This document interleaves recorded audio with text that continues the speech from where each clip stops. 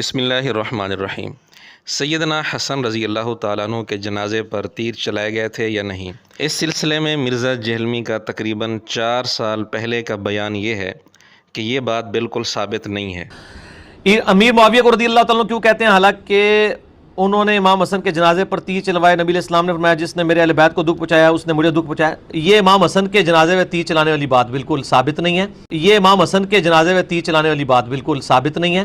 یہ امام حسن کے جنازے میں تیر چلانے والی بات بالکل ثابت نہیں ہے۔ یہ بیان تو اس کا 4 سال پہلے کا تھا، اور تقریباً 10 مہینے پہلے اس کا جو بیان سامنے آیا ہے وہ ہے کہ یہ بات ثابت ہے کہ سیدنا حسن رضی اللہ تعالیٰ عنہ کے جنازے پر تیر چلائے گئے تھے۔ شیعہ میں سے کافی لوگوں کا کہنا ہے کہ حضرت امام حسن علیہ السلام کے جنازے پر تیر چلائے گئے۔ جی چلائے گئے تھے، اس سے بڑی باتیں ہوئی ہیں، تو اس میں سے نکالنا کیا آپ نے؟ اب مرزا جہلمی کا کوئی شاگرد شاید یہ سمجھے گا کہ مرزے کو اس کی صحیح سند شاید مل گئی ہوگی، لیکن حقیقت ایسی نہیں ہے۔ مرزے کے پاس اب بھی اس کی کوئی صحیح سند نہیں۔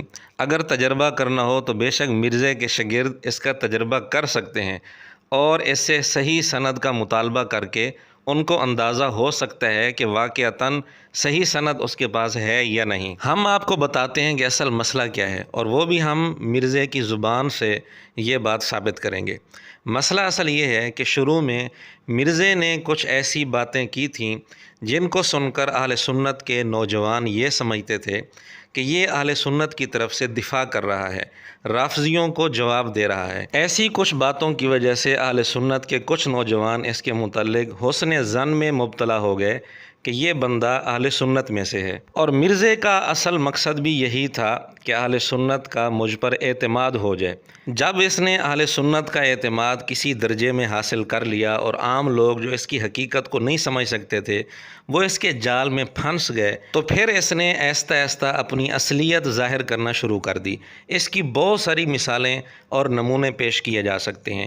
ایک نمونہ فی الحال آپ کے سامنے ہے کہ جو بندہ 4 سال پہلے یہ کہہ رہا ہے کہ سیدنا حسن رضی اللہ تعالیٰ عنہ کے جنازے پر تیر چلانے والی بات ثابت نہیں، اب اس کا بیان یہ آ رہا ہے کہ یہ تیر چلائے گئے تھے، تو یہاں یہ وجہ نہیں ہے کہ اس کو اس کی صحیح سند مل گئی ہے، بلکہ وجہ یہ ہے کہ جب یہ بات کر رہا تھا کہ تیر چلانے والی بات ثابت نہیں، اس وقت بھی اس کے دماغ میں یہی تھا کہ تیر چلائے گئے تھے، لیکن اس وقت وہ یہ بات کہنا نہیں چاہتا تھا تاکہ اہل سنت کا اعتماد حاصل کر سکے۔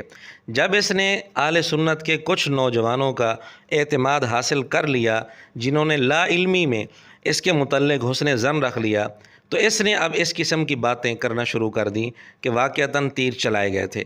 تو یہ اس نے باتیں اب کیوں کرنا شروع کی، آپ خود مرزے کی زبان سے سن لیں۔ اب وقت کے ساتھ ساتھ میں نے چیزوں کو کھول کر بیان کرنا شروع کیا ہے۔ پہلے میں ضمناً چیزوں کو بیان کرتا تھا، پھر جب اس سے کنفیوژن کھڑی ہوئی ہے پھر میں نے وہ مقدمہ بیان کرنا شروع کر دیا۔ آپ لوگوں کو یاد ہے میرے شروع کے جو کلپس تھے وہ حضرت امیر معاویہ رضی اللہ تعالیٰ کے بارے میں کھول کے بیان نہیں کرتا تھا۔ اس کا یہ مطلب نہیں تھا کہ مجھے اس وقت نہیں پتا تھا کہ انہوں نے اپنے دور ملوکیت کے اندر کیا کچھ کیا ہے امت کے ساتھ، بس میں اس میں پردہ ڈال دیتا تھا۔ پھر جب حالات سازگار ہوئے تو میں نے اس کو کھول کر بیان کر دیا۔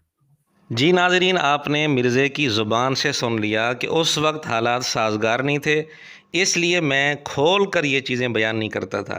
اب میں نے یہ چیزیں کھول کر بیان کرنا شروع کر دی ہیں، تو اس سے معلوم ہوا کہ اس کی تحقیق نہیں بدلتی، بلکہ تقیتاً اس نے ایک بات کی ہوئی ہوتی ہے۔ جب یہ دیکھتا ہے کہ اب اہل سنت کے کچھ نوجوانوں نے مجھ پر اعتماد کر لیا ہے تو پھر یہ اپنی اصلیت ظاہر بھی کر دیتا ہے۔ اور عام طور پر نوجوانوں کے اندر یہ ایک فطری چیز ہے، طبی چیز ہے کہ جب وہ ایک دفعہ کسی پر اعتماد کر بیٹھتے ہیں تو اس کی عقیدت میں بعض دفعہ اتنے اندھے ہو جاتے ہیں کہ وہ جس قسم کی باتیں پھر کرتا رہے وہ اندھا دھند اس پر اعتماد کرتے ہیں۔ بہرحال سنی نوجوانوں سے میری اب بھی گزارش ہے کہ اس کی حقیقت کو سمجھیں، یہ اندر سے کچھ اور ہے اور باہر سے کچھ اور نظر آتا ہے۔